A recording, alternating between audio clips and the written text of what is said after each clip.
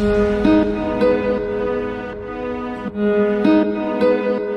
this lecture on atoms. Today we will derive some expressions. The first expression which I am going to derive is the radius of orbit of electron in a hydrogen atom. Then I will derive the expression for the speed of electron in an orbit, and then later on I will derive expression for energy of electron in the nth orbit of hydrogen atom. So today I will be discussing Bohr's theory of hydrogen atom. I will use the postulates of Bohr's atomic model for deriving these expressions. I will use the four postulates which were postulated by the Bohr while giving his atomic model, and these four postulates I will use for deriving these expressions. Number first is expression for radius of nth orbit of electron in a hydrogen atom. You are well aware that the electrons, they revolve around the nucleus in circular orbits, in only certain permitted circular orbits as per the Bohr's second postulate. So I have to derive the expression for the radius of the orbit in which the electron is revolving around the nucleus of hydrogen atom. ठीक है ना? Suppose हमारे पास एक nucleus है. Let's consider a hydrogen atom consisting of a nucleus having charge plus Zd. मैंने एक hydrogen atom लिया जिसमें जिसका जो न्यूक्लियस है उसकी चार्ज मैंने ले ली plus Zd, where Zd is the atomic number. For hydrogen, Zd is 1. This is the nucleus of hydrogen atom. Round this nucleus, an electron revolves in a circular orbit. चूंकि इस hydrogen atom में एक proton होता है, लिहाजा इस hydrogen atom में एक ही इलेक्ट्रॉन होगा. मैंने एक हाइड्रोजन एटम लिया जिस हाइड्रोजन एटम का न्यूक्लियस की चार्ज जो है वो मैंने ले ली प्लस Zd. इसके इर्द गिर्द एक इलेक्ट्रॉन जो है जिसकी चार्ज माइनस E है वो रिवॉल्व कर रहा है एक सर्कुलर ऑर्बिट में जिसका रेडियस क्या है r. जब ये इलेक्ट्रॉन इसमें रिवॉल्व करेगा, this electron will possess a velocity and that velocity will be always to the tangent to the circle at every point. मैंने क्या लिया? Let us consider a hydrogen atom consisting of a nucleus having charge plus Zd. What is Z? This is the number of protons or atomic number, and E is the charge of one proton. Around this nucleus, an electron having charge minus E revolves in a circular orbit, ठीक है ना, having radius r with speed v, with velocity v. This velocity will be always tangent to the circle at every point. Suppose m is the mass of electron,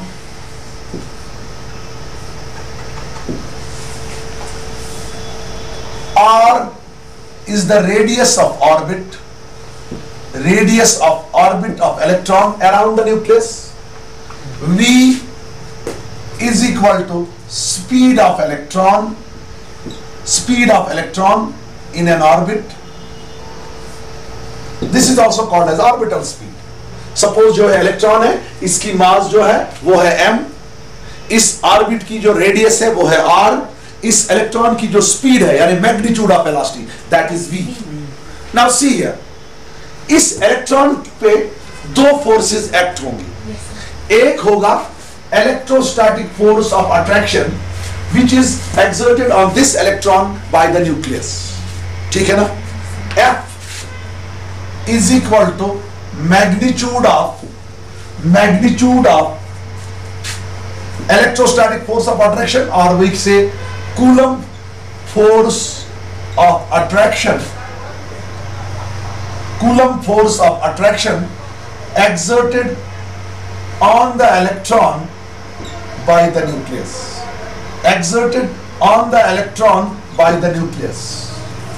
So, number second, जब यह electron इस orbit में revolve करेगा, इस electron पे एक force act होगा जो फोर्स इसकी डायरेक्शन कंटिन्यूअसली चेंज करेगा और कंपेल करेगा इस इलेक्ट्रॉन को कि ये रिवॉल्व करेगा around the nucleus in a circular orbit, that force is called as centripetal force. And that centripetal force is always directed towards the center of the nucleus, towards the center of the nucleus. Fc is equal to magnitude of centripetal force acting on the electron, acting on the electron. Now this electron, while revolving around the nucleus in a circular orbit, is acted upon by two forces. Number one, Coulomb force of attraction, or we can say electrostatic force of attraction exerted by the nucleus on the electron, ठीक है ना, that will be directed towards the nucleus. Second, centripetal force with which the electron revolves around the nucleus in a circular orbit. Now this Coulomb force, we can calculate this Coulomb force by using Coulomb's law. जो coulomb force है इसको हम calculate करेंगे by using Coulomb's law. इधर Q1 मेरा जो है वो है प्लस ZE, जो Q2 है वो है माइनस E, लेकिन यहां पर मैं मैग्नीट्यूड लेता हूं. जब मैं मैग्नीट्यूड लेता हूं तब मुझे इलेक्ट्रॉन की चार्ज जो है वो पॉजिटिव लेनी, ठीक है ना, when I talk of magnitude. Now as per Coulomb's law जो आपका F होगा ये होगा K, ठीक है ना, K Q1, Q2, what is your Q1? That is charge of nucleus, ZE into Q2, that is charge on electron. चूंकि मैं मैग्नीट्यूड ले रहा हूं तब माइनस साइन नहीं लेना है यहाँ पर, तब कौन सा साइन लेना है, positive sign, divided by electron और न्यूक्लियस के दरमियान क्या डिस्टेंस है, R, divided by R square. This is Coulomb force of attraction between electron and the nucleus. Number second force जो है वो आपका सेंट्रीपिटल फोर्स है Fc, and that centripetal force you know वो होता है mv square by r, where v जो है that is the speed of the electron in an orbit. Now let us call this equation first and let us call this equation second. ये जो है इसको मैंने कैलकुलेट किया by using Coulomb's law. इसको मैंने, ये तो सीधी डेफिनेशन है सेंट्रीपिटल फोर्स का एक्सप्रेशन है, Fc होता है mv square divided by r. Now as per Bohr's first postulate, when the electron revolves around the nucleus in a circular orbit, the centripetal force required for its rotation is provided by this electrostatic force. चूंकि electrostatic force जो है it also acts along this radius, it's a central force, so it will act along the line joining the center of electron with the center of nucleus. That means this electrostatic force is also directed towards the center of the nucleus and is perpendicular to the direction of velocity. Therefore this electrostatic force, this Coulomb force provides the centripetal force. Therefore these two forces will be equal to each other, because it is the electrostatic force of attraction between the electron and the nucleus which gives electron what? The centripetal force, because this electrostatic force is directed towards the center. Therefore it provides the centripetal force. Now as per Bohr's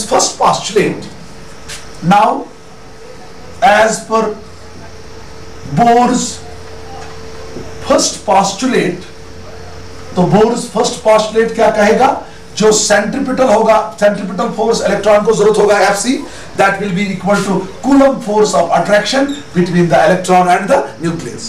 यानी ये जो दो forces है ये आपस में बराबर होंगे, ठीक है ना. तो Fc का वैल्यू क्या है, mv square divided by r. This is mv square divided by r is equal to F का वैल्यू क्या है, K, शाबाश, ZE into E divided by R square. While ये K जो है, K का वैल्यू आपको पता है वो होता है 1/4 pi epsilon naught. While K जो है this is बराबर, ये बराबर है 1/4 pi epsilon naught. This is called Coulomb constant or electrostatic force constant. Now this becomes mv square divided by R is equal to K into ZE square. E into E is E square. ZE square divided by R square. This R and this R cancels, ठीक है ना. तो आपको क्या बना ये mv square is equal to K ZE square divided by R. Let me call this equation number third. मुझे किसके लिए एक्सप्रेशन निकालना है, मुझे R के लिए एक्सप्रेशन निकालना है. देखो यहां पर मैं नील्स बोर का दूसरा पोस्टुलेट यूज करूंगा। As per Bohr second postulate, ये इलेक्ट्रॉन जो है ये रिवॉल्व करता है न्यूक्लियस के इर्द गिर्द only in certain permitted orbits, उन ऑर्बिट्स में जिन ऑर्बिट्स में इस इलेक्ट्रॉन का एंगुलर मोमेंटम, चूंकि इलेक्ट्रॉन रोटेशनल मोशन में है, it will possess angular momentum, जिन ऑर्बिट्स में इस इलेक्ट्रॉन का जो एंगुलर मोमेंटम है वो है बराबर nh/2 पाई, है ना। Now as per Bohr second postulate, जो इलेक्ट्रॉन का एंगुलर मोमेंटम होगा L, वो होता बराबर nh/2 pi. Angular momentum of electron in N orbit is equal to integral multiple of h/2 pi. h क्या है? Planck's constant. n जो है ये है पॉजिटिव इंटीजर, इसका वैल्यू होता है 1 2 3 डैश डैश डैश। इस n को हम कहते हैं principal quantum number. What is this n? This n is principal quantum number, ठीक है ना। तो यहां पर हम क्या करेंगे काम, हमें पता है जो आपका L है this is equal to P into R, linear momentum into distance, ठीक है ना। लीनियर मोमेंटम जो होता है वो होता है product of mass and velocity, तो L होगा फिर बराबर mvr। यहां देखो एंगुलर मोमेंटम होता है linear momentum into distance, linear momentum जो P होता है ये होता है product of mass and speed, mass and velocity. Velocity कितने है इलेक्ट्रॉन की? v, मास क्या है? m, तो ये होगा mvr। तब क्या बनेगा ये L, मुझे शाबाश, व्हाट दिस L बिकम्स, ये L बनेगा mvr is equal to nh/2 pi, nh/2 pi. इस इक्वेशन से v का वैल्यू निकालो, v का वैल्यू निकालो। ये v हो गया बराबर, शाबाश शाबाश, ये हो गया nh, शाबाश, nh डिवाइडेड बाय शाबाश 2 पाई mr। फिर से देखो v हो गया बराबर nh divided by 2 pi mr।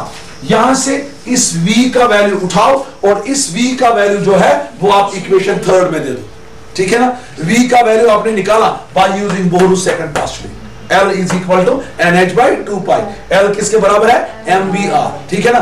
तो यहां पर बच्चों आप क्या काम करोगे, v का वैल्यू जो निकाला आपने, इस v के वैल्यू को आप इक्वेशन सेकंड में सब्स्टिट्यूट करो, इस v के वैल्यू को आप इक्वेशन सेकंड में सब्स्टिट्यूट करो।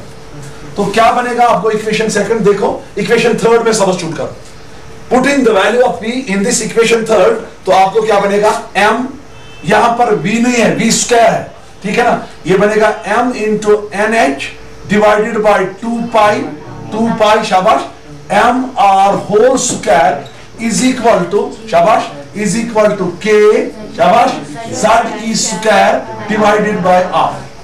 चलिए लेट अस कैलकुलेट इट।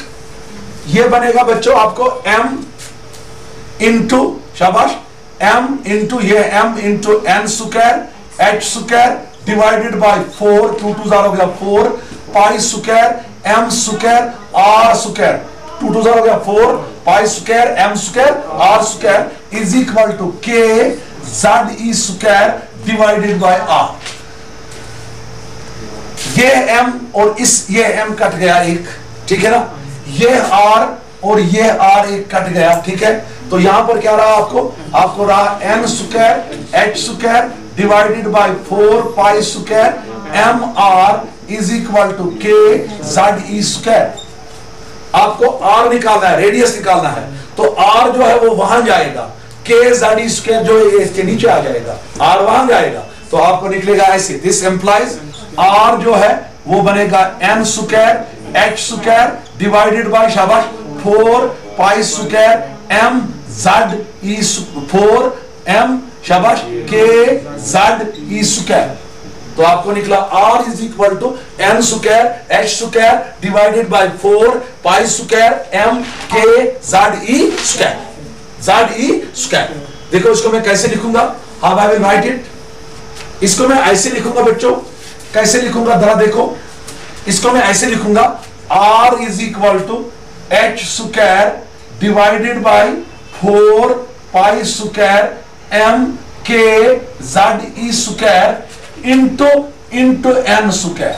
कोई फर्क पड़ी, कोई फर्क पड़ी, कोई फर्क नहीं। ये बना R is equal to H square 4 pi square M K Z E square. हमारा जो हाइड्रोजन एटम है, हाइड्रोजन एटम के लिए Z है 1। अगर हीलियम में इलेक्ट्रॉनिक ऑर्बिट की रेडियस निकालनी होगी, वहां Z का वैल्यू देंगे 2। लिथियम के लिए क्या देंगे 3। लेकिन हम पढ़ते हैं Bohr's theory of hydrogen atom. For hydrogen Z कितना होगा 1। For hydrogen, for H atom, hydrogen atom Z is equal to 1। चूंकि हाइड्रोजन एटम जो होता है उसका एटॉमिक नंबर जो होता है वो होता है 1, ठीक है ना। इसीलिए मैंने बोला कि इसमें एक ही इलेक्ट्रॉन है, ठीक है ना। तो Z का वैल्यू दे दो, ये बनेगा R is equal to H square divided by 4 pi square M, ठीक है ना। K Z का वैल्यू 1 है तो वो 1 ही रहेगा। किसके बदले क्या आएगा यहाँ पर E स्क्वायर। ये आया R is equal to H square divided by 4 pi square M K E square into क्या है, शाबाश, इनटू है N square. This is the expression for the radius of electron in radius of orbit of electron, radius of orbit of electron, ठीक है ना, in a hydrogen atom. Or we can say this is the expression for the radius of nth orbit of electron in a hydrogen atom. What is this? This is the expression for the radius of nth orbit of electron in a hydrogen atom. देखो यहां देखो, ये H square, H है constant, Planck's constant, divided by 4 है constant, ठीक है ना, पाई है कांस्टेंट, पाई स्क्वायर है कांस्टेंट, M है मास ऑफ इलेक्ट्रॉन, वो होता है कांस्टेंट 9.1 into 10⁻³ kg, K है electrostatic force constant, E square है चार्ज ऑफ इलेक्ट्रॉन, ये भी है कांस्टेंट, ये भी है कांस्टेंट। तो हमें बनेगा ये सारा जो होगा ये फिर किसके बराबर होगा, कांस्टेंट। चूंकि ये कांस्टेंट, ये कांस्टेंट, ये कांस्टेंट, ये कांस्टेंट, इसका मतलब ये पूरा रेशो जो है ये क्या है, कांस्टेंट। इसका मतलब है जो radius of orbit of electron in hydrogen atom है वो डायरेक्टली प्रोपोर्शनल है square of the principal quantum number. This shows that the radius of orbit of electron in a hydrogen atom, ठीक है ना, is directly proportional to the square of the principal quantum number, to the square of the principal quantum number. चूंकि ये value जो है ये value constant है, ये वैल्यू कांस्टेंट है, तो आपको निकला radius of orbit of electron in a hydrogen atom is directly proportional to the square of the principal quantum number. यहां देखो थोड़ा पहले, सपोज फर्स्ट ऑर्बिट के लिए मैं n लूंगा 1, ठीक है ना। सपोज रेडियस जो मैं r1 लूंगा, तो इसका मतलब है r1 निकलेगा प्रोपोर्शनल टू 1 स्क्वायर, इसका मतलब है r1 निकलेगा प्रोपोर्शनल टू 1, ठीक है ना। सेकंड ऑर्बिट के लिए n कितना होगा 2, तो रेडियस में रखूंगा r2, तो वो प्रोपोर्शनल होगा 2 स्क्वायर, 2 स्क्वायर मतलब क्या होगा 4। थर्ड के लिए निकलेगा r3 is proportional to 3 square, वो क्या होगा 9। इसका मतलब है जो ये रेडियस ऑफ इलेक्ट्रॉनिक ऑर्बिट्स जो है हाइड्रोजन एटम में वो इंक्रीज होते हैं radius in the ratio of 1:4:9:16। पहले ऑर्बिट में अगर मैंने n लिया 1 तो मुझे r1 इज प्रोपोर्शनल टू 1, दूसरे ऑर्बिट में n इज इक्वल टू 2, मुझे निकला r2 is proportional to 4, r2 is proportional to 4। तीसरे ऑर्बिट के लिए क्या निकला 9। अगर मैं इस r1 r2 r3 r4 का रेशियो निकालूंगा, मुझे ऐसे निकलेगा r1 is to r2 is to r3 is to r4 is to dash dash dash is equal to 1 is to 4 is to 9 is to 16 is to 25 is to 36 is to dash dash dash। इसका मतलब है जो radius of electronic orbits hydrogen atom में है that increase in the ratio of 1 is to shabash 1 is to 4 is to 9 is to 16 dash dash dash। समझाइए बात। Now with the help of this expression I can calculate the radius of electron, the radius of any orbit of electron, the radius of any orbit of electron. It can be 100th orbit, it can be first orbit, it can be third orbit, it can be fourth orbit. By using this equation I can calculate the radius of electron in any orbit, ठीक है ना। अगर मैं इस equation में क्या काम करूंगा, h का वैल्यू दूंगा, 4 का पाई का वैल्यू दूंगा, m का वैल्यू दूंगा, k का वैल्यू दूंगा, तो मुझे क्या निकलेगा। देखो मैं ऐसे लिखूंगा r इज इक्वल जो h है प्लैंक्स कांस्टेंट, इसका वैल्यू जो होता है 6.6 into 10⁻⁻34 जूल सेकंड इसका यूनिट है, ठीक है ना। यहां पर इसका स्क्वायर है, ठीक है ना, ठीक है ना। किसका वैल्यू दिया, h का, डिवाइडेड बाय 4 इंटू पाई का वैल्यू क्या है 3.14 का स्क्वायर, ठीक है, ठीक है ना, इंटू m, m है mass of electron, that is 9.1 into 10 raise to power -31 kg, शाबाश, इंटू k जो है ये है फोर्स कांस्टेंट, इसका वैल्यू होता है 9 into 10 raise to power 9 into 10 raise to power 9 newton metre square coulomb raise to power -2, किसका वैल्यू होता है k का। और E जो है, E है चार्ज ऑफ इलेक्ट्रॉन, इसका वैल्यू है 1.69 इंटू 10 रेज टू पावर -19, चूंकि यहाँ E स्क्वायर है तो ऊपर स्क्वायर आएगा। मैंने h का वैल्यू दे दिया, ये मुझे ज़बानी याद है, पाई का वैल्यू दिया, m का वैल्यू दिया, k का वैल्यू दिया, इनटू क्या आएगा इसको ऊपर, इनटू क्या आएगा n स्क्वायर। जब ये वैल्यू आप कैलकुलेट करेंगे, जब ये वैल्यू आप कैलकुलेट करेंगे, ये वैल्यू ये ऐसे आएगा आपको, r is equal to 0.529 into 10 raise to power -10 into n square, ये आएगा 0.529 into 10 raise to power -10 n square metres. मगर आपको पता है 10 रेज टू पावर -10 मीटर जो होता है वो होता है 1 एंगस्ट्रॉम, ठीक है ना। तो आप इसको ऐसे लिखेंगे, R इज इक्वल टू 0.529, ठीक है ना, n square angstrom, n square angstrom. चूंकि ये जब आप कैलकुलेट करेंगे, ये वैल्यू आप कैलकुलेट करेंगे, ये आपको निकलेगा 0.529 इंटू 10 रेज टू पावर -10, ठीक है ना, इंटू n स्क्वायर, क्योंकि 10 रेज पावर -10 मीटर जो होता है वो होता है एंगस्ट्रॉम। तो radius of nth orbit of electron जो है वो आपको निकलेगी r is equal to 0.529 n square angstrom. n जो है ये है प्रिंसिपल क्वांटम नंबर, ठीक है ना। नाउ फर्स्ट ऑर्बिट के लिए n 1 होगा, तो फर्स्ट ऑर्बिट की रेडियस जो होगी वो बनेगी 0.529 एंगस्ट्रॉम। सेकंड ऑर्बिट के लिए निकालना होगा, सिंपल यही फार्मूला याद रखेंगे, for second orbit n is equal to 2, तो ये बनेगा 0.29 इंटू 2 स्क्वायर दैट इज 4, तो ये बनेगा 0.529 इंटू 4 एंगस्ट्रॉम। नाउ यहां पर मैं क्या बताऊंगा आपको, बोहर रेडियस। अब हम देखेंगे ये बोहर रेडियस क्या होगा। जो इस इलेक्ट्रॉन का जो इनर मोस्ट ऑर्बिट होगा,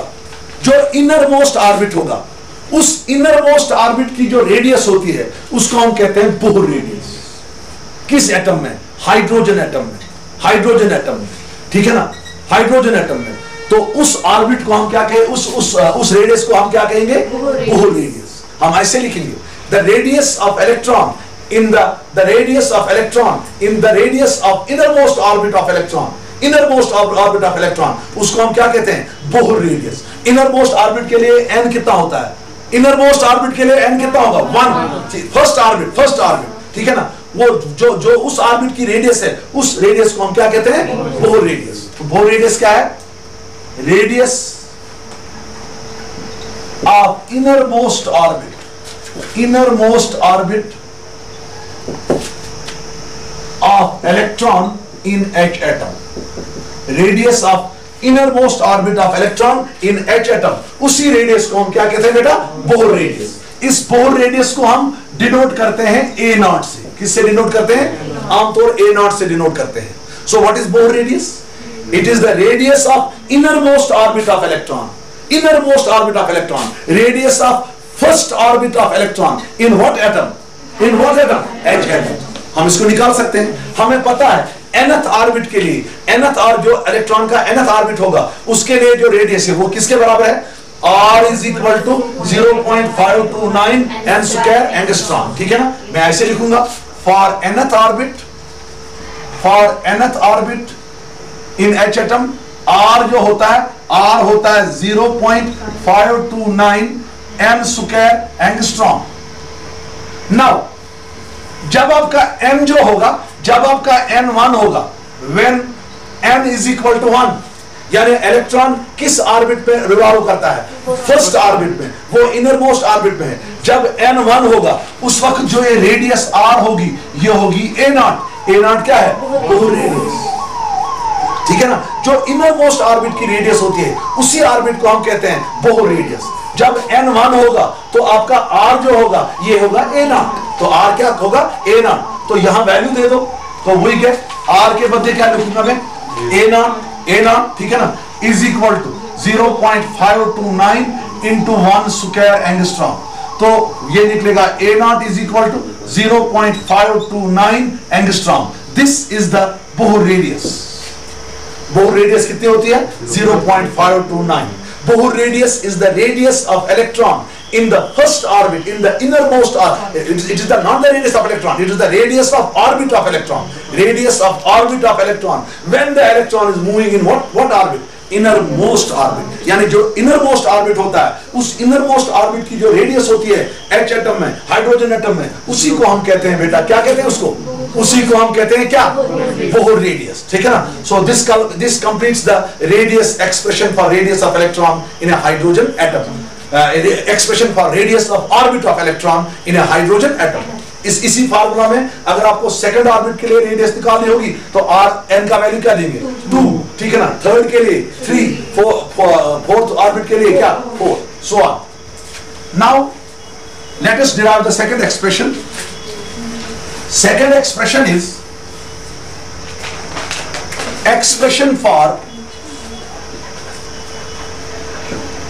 expression for speed of electron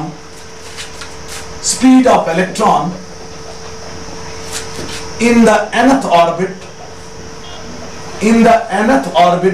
of H atom, hydrogen atom। हम निकालेंगे expression for speed of electron in the nth orbit of hydrogen atom। देखो, as per Bohr's second postulate, ये electron जो होता है ये उस ऑर्बिट में रिवॉल्व करता है जिस ऑर्बिट में इलेक्ट्रॉन का जो एंगुलर मोमेंटम होता है, इलेक्ट्रॉन का जो एंगुलर मोमेंटम होता है वो होता है integral multiple of h by 2 pi। As per Bohr's second postulate, L is equal to NH divided by 2 pi, ठीक है।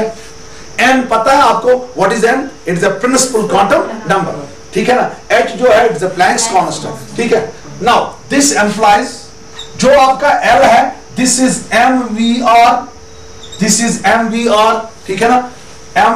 L जो है दिस इज mvr, यानी product of linear momentum end moment arm distance, ठीक है ना, is equal to किसके बराबर निकला आपको, शाबाश, NH डिवाइडेड बाय 2 pi।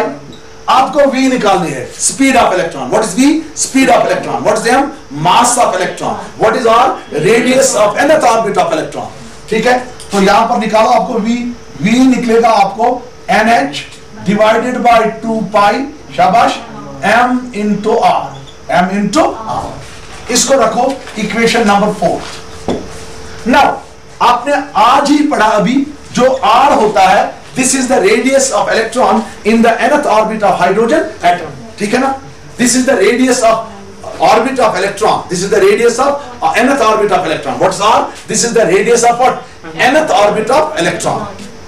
देखो ये R का वैल्यू आपने आज निकाला, n square h square divided by 4 pi square m, ठीक है ना, k z e स्क्वायर आज निकाला था। R is equal to n square h square divided by 4 pi square m k z e square, ठीक है ना। ये वैल्यू जो है R का यहाँ दी गई वैल्यू ऑफ R, ठीक है ना। तो दे दो भाई, ये बनेगा V is equal to NH divided by, शाबाश, 2 pi m into R का वैल्यू क्या है, शाबाश, n square h square divided by 4 pi square m k z e square। ये जो 4 pi square m k z e square जो है ये ऊपर आएगा ना ऊपर। तो जब ये ऊपर आएगा तो आपको बच्चों क्या बनेगा यहां पर, शाबाश, क्या बनेगा आपका, शाबाश, आपका बनेगा V is equal to NH divided by 2 pi m, ठीक है ना, 2 पाई m इंटू क्या आएगा, शाबाश, इंटू आएगा आपको, शाबाश, क्या आएगा आपको, फटाफट बताओ, इंटू आएगा 4 pi square m k z e square divided by, शाबाश, डिवाइड बाय क्या आएगा, शाबाश, डिवाइडेड बाय क्या आएगा आपको, शाबाश, n स्क्वायर h स्क्वायर, ठीक है ना, ठीक है ना। यहां पर तो आपको आएगा v जो है that is NH divided by 2 pi m, ठीक है ना, ठीक है ना, इनटू आएगा वहां पर वो, ठीक है ना। यहां पर देखो एक n कट गया, एक h कट गया, m और m भी दफा हो गया, ठीक है ना। 2 पाई से 1 पाई खत्म हो गया, 2 1s are 2 2s are 4, ठीक है ना। तो यहां पर आपको बना एक्सप्रेशन क्या बना, आपको शाबाश, आपको बना v इज इक्वल टू 2 शाबाश 2 pi k z square divided by शाबाश n स्क्वायर h स्क्वायर, ठीक है ना। NH शाबाश NH, ठीक है, ठीक है ना। नाउ इसको ऐसे भी लिख सकते हैं v is equal to 2 pi k z square divided by h into 1 by n। कोई फर्क है, कोई फर्क है, जस्ट थोड़ा फिर सत्रीश फंसे। तो v आपको निकला 2 pi k z square divided by h into 1 by n। Hydrogen atom के लिए Z जो होता है उसका वैल्यू कितना होता है 1। For H atom, for hydrogen atom जो आपका Z है दैट इज इक्वल टू 1। जब Z 1 है तो आपका V जो है वो किसके बराबर निकला शाबाश 2 pi k e square divided by h into 1 by m। This is the expression for the speed of electron in the nth orbit of hydrogen atom. ये जो है this is the expression for the speed of electron in the nth orbit of hydrogen atom. क्या होता है speed of electron शाबाश, v is equal to 2 pi k e square divided by h into 1 by m। ये देखो बच्चों यहां पर आप इसको थोड़ा सा डिस्कस करेंगे। पहले आप 2 pi 2 constant, pi constant, k constant, e constant, h constant.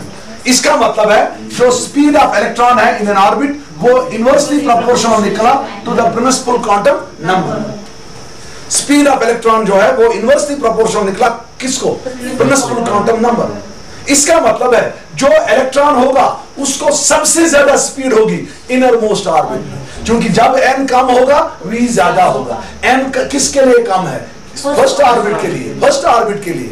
इसका मतलब है जो इलेक्ट्रॉन होगा इसको सबसे ज्यादा स्पीड होगी जब इलेक्ट्रॉन फर्स्ट ऑर्बिट में होगा।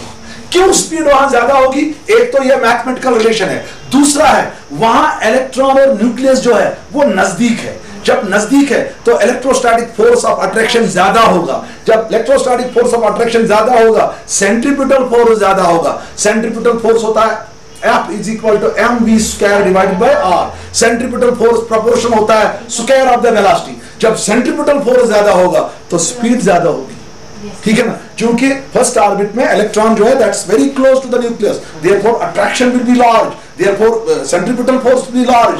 इन other words the speed of electron will be large.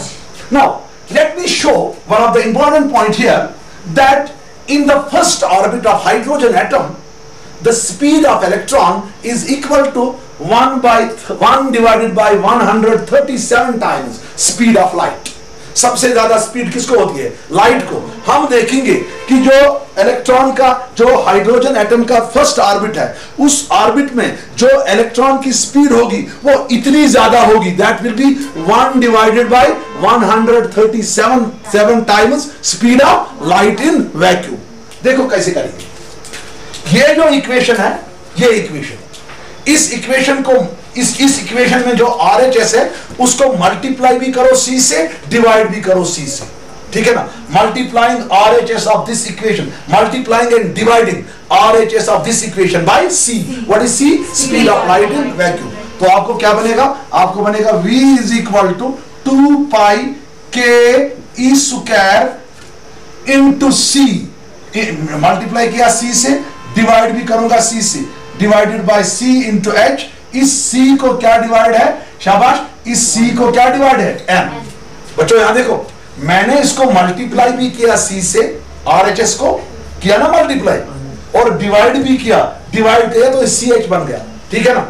ये जो है ये चीज जो है 2 pi k e square divided by CH, ये एक और कांस्टेंट है। इस कांस्टेंट को कहते हैं फाइन स्ट्रक्चर कांस्टेंट। क्या कहते हैं, here 2 pi k e square divided by CH is equal to alpha, is equal to alpha. इसको कहते हैं हम fine structure constant, fine structure constant. कभी कभी आपको 1 नंबर का क्वेश्चन आ सकता है बोर्ड एग्जाम में, calculate the value of fine structure constant. उस वक्त आपको फाइन स्ट्रक्चर कांस्टेंट की फार्मूला याद होनी चाहिए। किसके बराबर होता है? 2 pi k e square divided by c h. जब आप 2 पाई का वैल्यू देंगे, के का वैल्यू देंगे, ई का वैल्यू देंगे, सी का वैल्यू देंगे, एच का वैल्यू देंगे, तो आपको ये अल्फा का वैल्यू जो है ये बनेगा 1 डिवाइडेड बाय 137। जो ये फाइन स्ट्रक्चर कांस्टेंट है इसका वैल्यू किसके बराबर निकलेगा? 1 डिवाइडेड बाय 137। तब एबो इक्वेशन क्या बनेगी? वो बनेगी v is equal to alpha times c by n, alpha times c by n. चूंकि ये कांस्टेंट जो है ये अल्फा है, इसको हम क्या कहते हैं? Fine structure constant. Now v जो होगा ये होगा अल्फा का वैल्यू जो है वो है 1 divided by 137, 1 divided by 137 into c by n. अब फर्स्ट ऑर्बिट के लिए क्या n है? For first orbit n is equal to 1, for first orbit n is equal to 1। तो आपका v क्या निकलेगा? v आपको निकलेगा 1 डिवाइडेड बाय 137 टाइम्स c। इसका मतलब है जो speed of light in the first orbit है of hydrogen atom, speed of electron in the first orbit of hydrogen atom जो है वो है 1 divided by 137 times speed of light in atom. तो आपने प्रूव किया है। Now let us move ahead. Now let us derive the expression for energy of electron in the nth orbit of hydrogen atom. Expression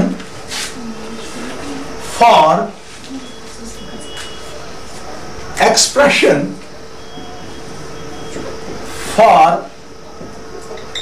energy of electron, expression for energy of electron in the nth orbit, in the nth orbit of hydrogen atom, in the nth orbit of hydrogen atom। अब हम क्या काम करेंगे? इस electron की जो orbit में total energy होगी हम उसके लिए एक्सप्रेशन निकालेंगे। देखिए जब ये इलेक्ट्रॉन ऑर्बिट में रिवॉल्व करता है अराउंड द न्यूक्लियस, इसके पास काइनेटिक एनर्जी होगी। चूंकि इलेक्ट्रॉन जो है ये मोशन में है, it is revolving around the nucleus in a circular orbit, therefore it possesses a kinetic energy. Everybody which moves, which rotates possesses an energy. That energy is called as kinetic energy. Now due to its position in the orbit, ये orbit पे bound है due to attraction, due to attraction, ठीक है ना। This electron, ये electron जो है it is bound in the orbit, it is bound in its orbit, ठीक है ना। ये बाउंड है, ऑर्बिट के बाहर नहीं जा रहा, ये बाउंड है यहां पर, ठीक है ना। इसका मतलब है due to its position, due to its position in N orbit, this electron it possesses the potential energy, it possesses a potential energy. So the total energy of electron will be the sum of kinetic energy and potential energy. An electron in an orbit possesses two kinds of energies. Number one, kinetic energy due to its rotation around the nucleus. Number second, potential energy due to its position in the orbit. Therefore, जो ये electron होगा इसकी जो total energy होगी that will be its kinetic energy plus potential energy. Therefore, the total energy of electron in an orbit will be equal to sum of kinetic energy of electron and potential energy of electron. अब हम पहले निकालेंगे kinetic energy, kinetic energy of electron. Electron की मास क्या है? m, है ना। मास क्या है? m। वेलोसिटी क्या है? v। इसका मतलब है स्पीड है v, मैग्नीट्यूड ऑफ वेलोसिटी। तो काइनेटिक एनर्जी ऑफ इलेक्ट्रॉन जो होगी that will be 1/2 mv square. Let us call this equation first here. Let us call this equation second. Now, as per Bohr's first postulate, जो electron को circle में revolve करने के लिए centripetal force लगेगा, ठीक है ना, that will be mv square divided by r, ठीक है ना। This is the centripetal force required for the electron to revolve around the nucleus in a circular orbit. ये हमेशा हमें कौन देता है? Electrostatic force of attraction. जो किस किस के दरमियान होगा, इलेक्ट्रॉन और न्यूक्लियस के दरमियान। This will be equal to k ZE square divided by R square. अरे बाबा ये पहले रेडियस में बोला मैंने, जो सेंट्रीपिटल फोर्स इलेक्ट्रॉन को लगता है सर्कुलर ऑर्बिट में मूव करने के लिए, वो कौन सा फोर्स देता है हमें, electrostatic force of attraction between electron and nucleus. Centripetal force है mv square by r। Coulomb force जो इलेक्ट्रोस्टैटिक फोर्स ऑफ अट्रैक्शन है वो है k ZE into E divided by r square. तो वो होगा ZE square divided by r square. ये r square खत्म, ठीक है ना। तो आपको निकला mv square is equal to k ZE square divided by r। अब इस mv स्क्वायर का वैल्यू उठाओ और सेकंड में दे दो। किस में दे दो, सेकंड में दे दो। जब आप इसको सेकंड में देंगे, हमको काइनेटिक एनर्जी ऐसे निकलेगी, काइनेटिक एनर्जी ऑफ इलेक्ट्रॉन क्या निकलेगी, हमको ये निकलेगी, हमरे को क्या निकलेगी, हमरे को ये 1/2 m बोल दे रहा हो ना, m नहीं देना, 1/2 mv स्क्वायर का वैल्यू देना, 1/2 k, शाबाश, k ZE square divided by r। तो हमरे को काइनेटिक एनर्जी जो है, काइनेटिक एनर्जी ऑफ इलेक्ट्रॉन जो है वो निकली ऐसे, k ZE square divided by 2r। Let us call this equation number 3। ये निकली काइनेटिक एनर्जी, यहां देखो, ये निकली kinetic energy of electron in N orbit. किसके बराबर निकली, k is equal to ZE square divided by 2r। अब हम पढ़ेंगे potential energy, potential energy of electron. Number second, potential energy of electron, potential energy of electron.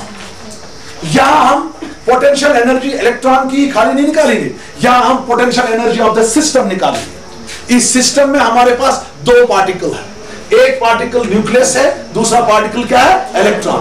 यहां हम assume करेंगे कि ये न्यूक्लियस और इलेक्ट्रॉन जो है they will act as point charges. एक चार्ज Q1 है, दूसरी चार्ज क्या है, हम एज्यूम करेंगे कि let us assume that this nucleus and electron they act as what charges. हमें पता है अगर हमारे पास दो पॉइंट चार्जेस होंगी, एक Q1 होगा, दूसरा Q2 होगी, उनके दरमियान डिस्टेंस क्या होगी, r। तो पोटेंशियल एनर्जी जो होती है टू पार्टिकल सिस्टम के लिए वो होता है k Q1 Q2 divided by r। ठीक है, ठीक है। वो परसों जो आपको रात को मुझे क्वेश्चन बोल रहा था वो है, वो कूलम्स अगर होता वो होता है k Q1 Q2 divide by r square. ये कूलम्स नहीं, हम क्या कैलकुलेट करते हैं, पोटेंशियल एनर्जी। ये पोटेंशियल एनर्जी होता है k Q1 Q2 divided by r। This is the potential energy for a system of 2 point charges separated from each other by distance r। यहां पर मैं मानूं एक पॉइंट चार्ज न्यूक्लियस है, दूसरी पॉइंट चार्ज क्या है, इलेक्ट्रॉन। ठीक है, तो यहां पर देखो u हो गया बराबर k, Q1 जो है वो है ZE, है ना, ZE है चार्ज ऑफ न्यूक्लियस, है ना, चार्ज ऑफ न्यूक्लियस। Q1 क्या मैं लूंगा, ZE। What is ZE, charge of nucleus. Q2 में लूंगा minus E। What is minus E, charge of electron, charge of electron, यहां मैंने माइनस दिया, ठीक है ना, डिवाइडेड बाय r। तो U जो है, U आपका बन गया माइनस, ये माइनस बाहर आया, minus k ZE square divided by r। ये निकला आपको पोटेंशियल एनर्जी। ठीक है, ठीक है। अब दोनों का वैल्यू जो है उसको सबस्टिट्यूट करो, किसमें सबस्टिट्यूट करो, फर्स्ट में। इसको रखो इक्वेशन नंबर 4। दोनों का वैल्यू जो है उसको सबस्टिट्यूट करो इक्वेशन फर्स्ट में। जब आप इक्वेशन फर्स्ट में सबस्टिट्यूट करोगे आपको टोटल एनर्जी ऑफ इलेक्ट्रॉन निकलेगा।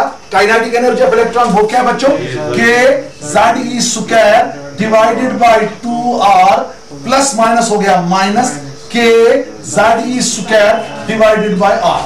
ठीक है, ठीक है। इसमें k ZE square divided by r को कॉमन ले लो भाई, कॉमन ले लो भाई।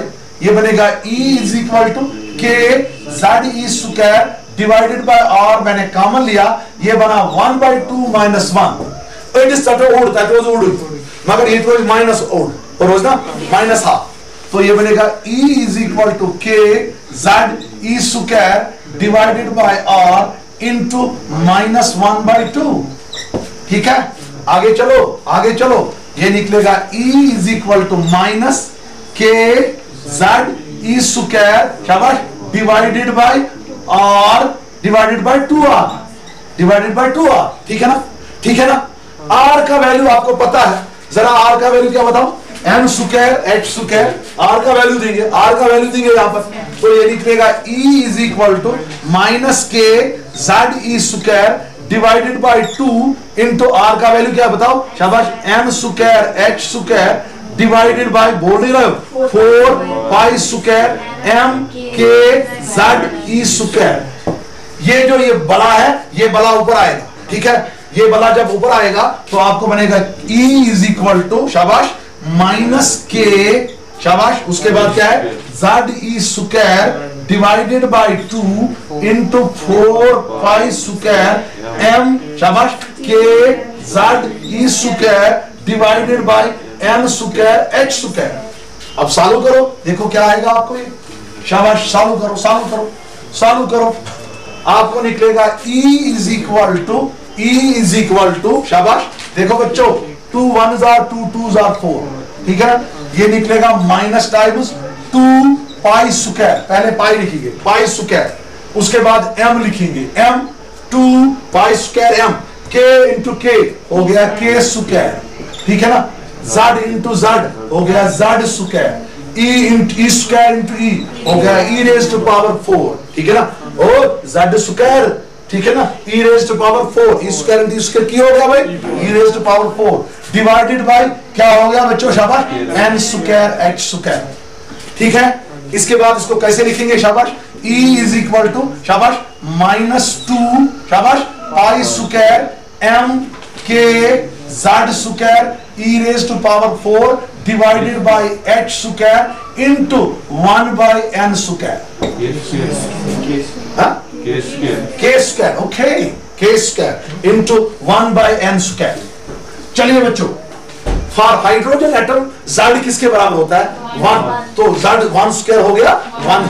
For h atom, for h atom z is equal to 1, therefore ये क्या बनेगा मेरे बेटा, शाबाश, E इज इक्वल टू क्या बनेगा, शाबाश, माइनस 2, शाबाश, पाई स्क्वायर m के square e raised to power 4 divided by h square into 1 by n square. This is the expression for the energy of electron in the nth orbit of hydrogen atom. ठीक है ना? This equation I will use later on for studying hydrogen spectrum. Day after tomorrow I will study the hydrogen spectrum. I will use this equation. This is the expression for the energy of electron revolving in the nth orbit of hydrogen atom. See here. Some significance here. Significance of negative value of energy. कभी कभी आता है significance of negative energy. Negative energy. Negative energy. ये negative value of energy जो है, significance of negative value of energy of electron. Electron की energy जो है वो negative निकली, positive तो नहीं निकली, वो क्या निकली? Negative. Significance of negative value of negative energy of electron.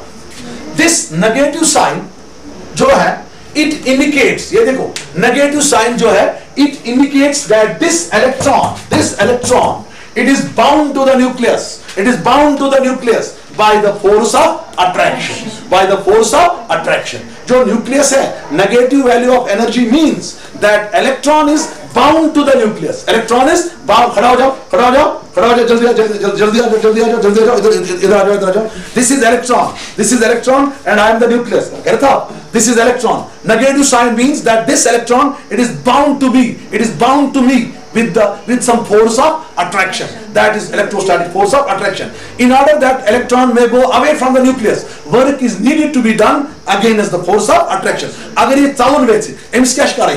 काम काट खिलाफ, means force of attraction is खिलाफ. ईगो या तसन. कि युस ये negative sign ची, इच बना कि युस electron ची, electron युस ची, इच bound काट से, nucleus से, by the force of attraction. In order that this electron may go out of the orbit, may come out of the orbit, work is needed to be done against this electrostatic force of attraction. आगे ये जो बच्चों 2 pi m k square e raised power 4 h square है, this is again a constant. This is again a constant. This is again a constant. तो आपको यहां पर ऐसे निकला, E is inversely proportional to minus E is inversely proportional to m square, मगर minus times. आपको ये निकला E is proportional to minus times 1 by n square, है ना। एनर्जी जो है ये आपको इनवर्सली प्रोपोर्शनल लिख ली, square of the principal quantum number, square of the principal quantum number, ठीक है ना।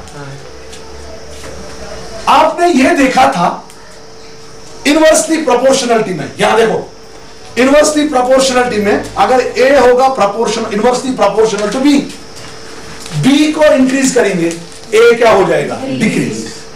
मगर अगर ऐसे होगा A is proportional to -1 by B, आपने यहां देखा B को इंक्रीज किया, A क्या गया, डिक्रीज। मगर जब ऐसी सिचुएशन होगी अगर B को इंक्रीज करेंगे यहां A डिक्रीज नहीं होगा, यहां डिक्रीज A इंक्रीज होगा। देखो कैसे, देखो कैसे n को हम इंक्रीज करेंगे।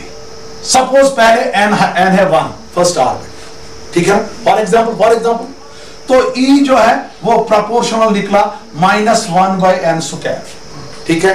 वो निकला E इज प्रोपोर्शनल टू -1, ठीक है।